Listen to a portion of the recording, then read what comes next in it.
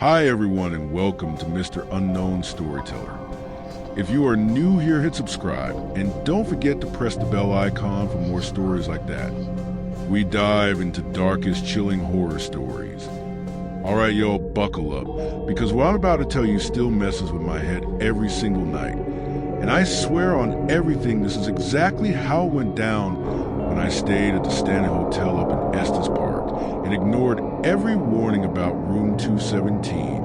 I booked that room on purpose because the internet kept hyping it up as the most haunted spot in the whole building. And I thought people were just being dramatic for clicks.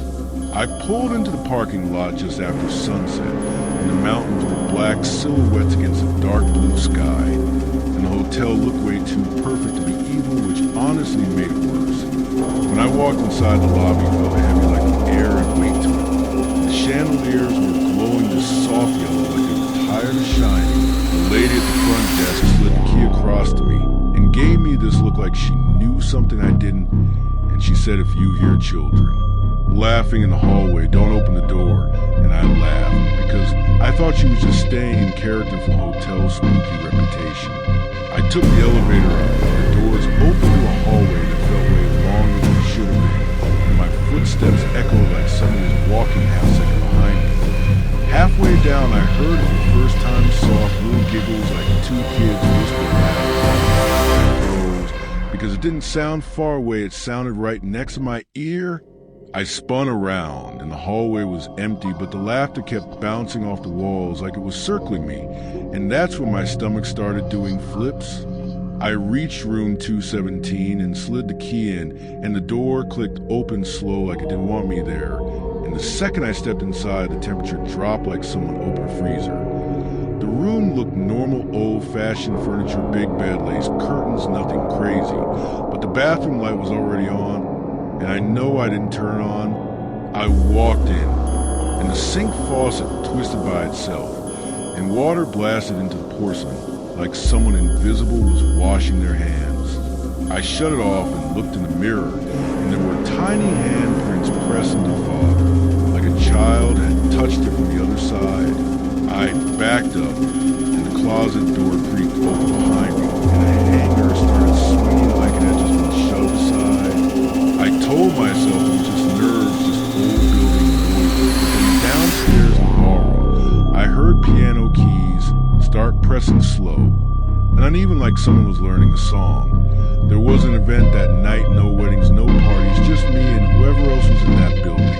I opened my phone camera to record, and when I flipped it to selfie mode, I saw a shadow figure standing in the corner, behind me tall, thin, dark, and aggressive. I turned around, nothing was there, but on the screen, it was still standing there, and it looked like it was leaning forward trying to see me better. My heart was pounding so loud, I thought it might echo through the hallway, and that's when the giggling started again, but this time it was inside the room. I looked at the bed, and the blanket dipped down like someone small had just climbed onto it. And I swear I saw the imprint of little knees pressing into the mattress. I whispered, "Yo, this isn't funny," and the bathroom light flickered off and on 3 times, and then the door handle started rattling like someone was trying to get out from inside the room with me.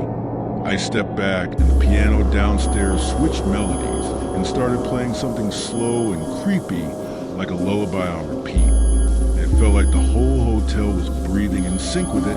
I grabbed my bag, thinking I'd just leave, but when I opened the door, the hallway lights were flickering, and I saw 2 small shapes within the corridor standing hand in hand, and they tilted their heads at the same time, and even though their mouths didn't move, I heard laughter through the entire floor. I blinked, and they were gone, but the shadow from earlier was closer. Now, right outside, my door stretched across the carpet, like it was reaching for me. I slammed the door shut and locked it and leaned against it trying to catch my breath. But then I felt something brush past my leg. And I looked down and saw nothing but the cold hit me like ice water. My phone buzzed even though I had no service. My gallery opened by itself, showing a photo I never took me standing in the ballroom earlier. In an old dress, staring straight into the camera, and beside her were two children with smiles way too wide for their faces. I dropped the phone, and the screen cracked, but the image stayed glowing like it didn't care. The closet door slammed shut hard enough to shake the wall, and the mirror fogged up again. And this time words started forming slow and shaky like they were being traced by invisible fingers, and it said stay. I kept telling myself it wasn't real, but when the ceiling above me started scratching like nails dragging across what I knew I was way over my head, I opened the door again ready to run. And the hallway looked stretched out like someone pulled it longer than physics should allow.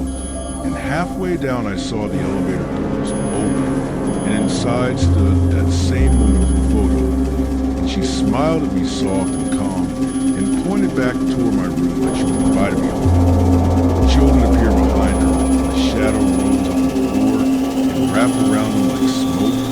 I blinked, and everything snapped back to normal hallway, empty light, steady silence, thick as glue. I don't remember walking back into room 217, but I remember waking up in my car at sunrise parked outside the hotel with the key card in my lap, and a receipt showing I checked out at 3:30 p.m., even though I don't remember going to the desk. When I looked at my phone, there was one last picture taken at 2:17 a.m. inside the home. It showed the bed perfectly made curtains standing in the corner smiling at the wall, while behind me two small handprints pressed against a mirror, and the shadow figure stood where I should have been. They told me never enter room 217, and I didn't listen. And sometimes late at night, when it's too quiet, I still hear piano keys play in the distance and children laughing down a hallway that isn't there. And I swear sometimes when I open my camera in the dark, I see that same tall shadow standing just a little closer than before, like it never really let me leave. And maybe it didn't, because some places don't just haunt you while you're there, they follow you home. And if you ever decide to stay at the Stanley Hotel, and you hear giggling in an empty corridor, or a piano playing in a dark ballroom, or you check your photos and see someone who wasn't there, just remember this: are meant to be open, and some rooms don't like being left alone. And room 217 might let you check in, but it doesn't always let you check out. And if you think that was the end of it, you're dead wrong. Because what happened after I got home was way worse than anything that went down inside the Stanley Hotel. I drove out of Estes Park with the sunrise in my rear view mirror, trying to convince myself it was all sleep deprivation or some psychological trick my brain pulled on me. But the second I crossed the state line, my radio turned on by itself, and static filled the car speakers, like someone was trying to tune to a station that didn't exist. I reached the shutter, I heard it clear as day, soft piano notes playing that same lullaby from the ballroom. I froze with my hand on the knob, and then layered under the music were children laughing faint, but unmistakable, like they were sitting in my back seat. I slowly looked in the rear view mirror, and for a split second, I swear I saw two small shapes sitting back, their feet dangling, not touching the floor. But when I blinked, the seat was empty, and the radio went silent like nothing ever happened. I told myself I was just losing it and kept driving, but my phone buzzed again, even though I had airplane mode on. And when I glanced down, the screen lit up with a notification that said new memory from 2:17 a.m. and my stomach dropped, because that was the exact time of the last photo in room 217. I tapped it, and instead of opening my gallery, it opened the camera live view. And for half a heartbeat, I saw myself driving, except in the backseat behind me, the tall shadow figure was sitting upright, its head nearly touching the middle car. Two pale hands rested gently on my shoulders. I jerked the wheel and nearly swerved off the road, and when I looked again, the back seat was empty, and the screen was black like the battery had died, even though it was fully charged. I didn't stop driving until I was back to my apartment hours away, and I ran inside like a paranoid idiot, locking the door twice and pulling every curtain shut, because something in my gut told me to follow me home. That first night back, I couldn't sleep. Every time I closed my eyes, I heard faint giggling echoing down my hallway, And once around 1:17 a.m., I heard 3 slow knocks on my bedroom door, and my blood turned to ice because I live alone, and there is no reason for anyone to be knocking on that door. I didn't answer, and after long silence, I heard small footsteps shuffle away across my living room floor, like little sneakers dragging across wood. I grabbed my phone to record, but the screen showed a photo instead of video. It was my hallway, except at the far end, standing near my front door, were 2 children, holding hands, their heads tilted, and behind them, stretching across the ceiling, was that same shadow darker than the dark around it. I threw the phone across the bed and turned on every light in the apartment, and the image disappeared like it was never there, but the energy in the room felt wrong, heavy, like the hotel air had somehow traveled with me.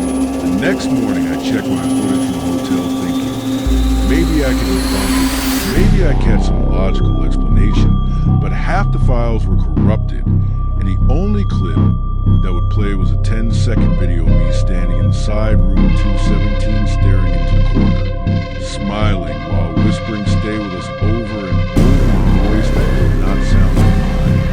I don't remember recording that, and I sure as hell don't remember saying that. But there was clear as day my face, my voice, my body, but something else behind my eyes like I wasn't. Days passed, and little things started happening around the apartment, like cabinets opening on their own and lights flickering, but the worst was a piano. I don't even own a piano, but at random times, especially around 2:17 a.m., I would hear faint piano keys playing from somewhere in the building, slow, uneven notes of that same lullaby drifting through the walls. And every time it happened, my hallway temperature would drop, and I would hear children whispering just out of earshot. One night, I built up enough courage to check the hallway outside my apartment, and when I opened the door, the corridor lights were flickering exactly like the hotel end. Halfway down, I saw 2 small silhouettes standing near the exit sign, and when I blinked, they were gone, but the elevator at the end dinged softly, and the door slid open, revealing nothing but darkness inside like the light had been swallowed whole.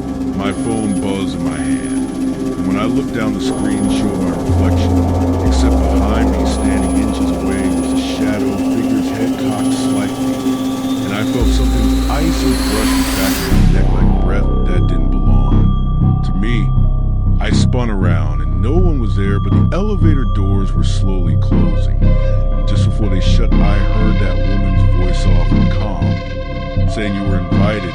I slammed my apartment door, locked and shaking, because that phrase kept replaying in my head, and I started realizing something terrifying. Maybe I wasn't victim, maybe I was chosen. Maybe room 217 wasn't transparent, maybe it was trying to mark me. Over the next week, my sleep got worse, and I'd wake up standing in my living room, facing the wall, smiling, just like in the last photo. And once I woke up with cold handprints on my bathroom mirror, exactly the size of a child's palms, pressed into the fog, even though I hadn't showered. I stopped posting online because every time I tried to edit the Stanley footage, the audio would glitch and overlay with children laughing and a distorted whisper saying stay forever. Friends told me I looked exhausted, pale, like I hadn't seen sunlight in months, and one of them joked, maybe you left part of yourself in that haunted hotel. And that joke hit way too close to home, because sometimes when I pass a mirror, I don't recognize my own expression. Sometimes I catch myself smiling at nothing and tilting my head slightly like those kids did in the hallway. Last night, at exactly 2:17 a.m., my phone turned on by itself and displayed a live camera feed from inside room 217 bed, neatly made the curtains drawn, and standing in the corner was me facing the wall smiling, while the shadow figure stood behind me, resting a long thin hand on my shoulder, and 2 children sat cross-legged on the bed, giggling softly. I dropped the phone, and when I picked it back up, the screen was normal, but I could still hear faint piano notes drifting through my apartment, like they were echoing through the ballroom miles away. So if you ever decide to book a stay at the Stanley Hotel, I'll hand you the key to room 217. and you think it's just a fun little spooky adventure for content. Just remember, there's some rooms don't just haunt the building, they haunt the people who enter them. And once you accept the invitation, once you hear the laughter and see the shadow, and let that door close behind you, you might walk out of the hotel the next morning. But part of you might still be standing in that corner at 2:17 a.m. smiling at a wall, while something ancient and patient waits for you to come back home. And I wish I could sit here and tell you I figured it out, or that I went back and confronted whatever was in room 217, or that I found some historical record explaining the woman or the children or the shadow, but that's not how the story ends. Because 3 weeks after I stopped posting about the Stanley Hotel, I received an email with no sender name and no subject line. And inside was just one attachment. When I opened it, my blood ran cold because it was security footage from inside room 217, dated 2 nights ago. The room was empty at first, just sitting there quiet in black and white night vision. Then at exactly 2:17 a.m., the door slowly opened by itself.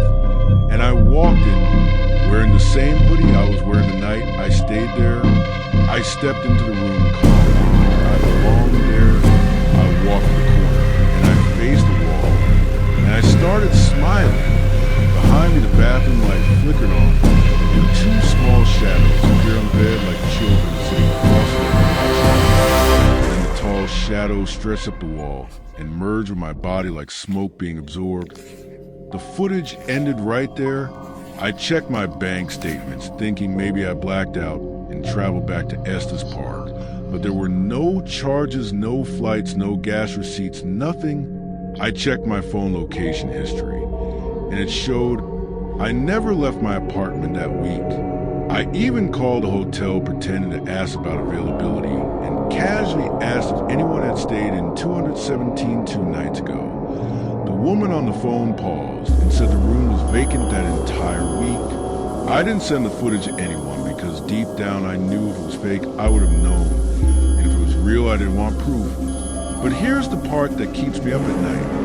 Last night at exactly 2:17 a.m., my apartment door handle slowly turned, and 3 soft knocks echoed through the hallway. I didn't move, I didn't breathe, and through the silence, I heard children laughing faint and distant like they were standing far in the hotel corridor. Then my phone screen lit up on the nightstand without being touched and displayed a live camera feed of room 217. The bed was neatly made, the curtains were drawn, and the corner facing the wall stood a tall shadow. But it wasn't alone. Next to me, smiling, was me.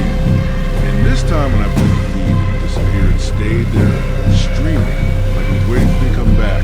So, I don't know if I ever really left that room, or part of me is still standing there every single night. And I don't know if the children laughing are inviting me back, or warning me to stay away. And I don't know who sent that footage or how they got it. All I know is this. If you ever visit the Stanley Hotel and someone tells you not to enter room 217, maybe listen, because some mysteries aren't meant to be solved, and some doors don't just open once, sometimes they stay open forever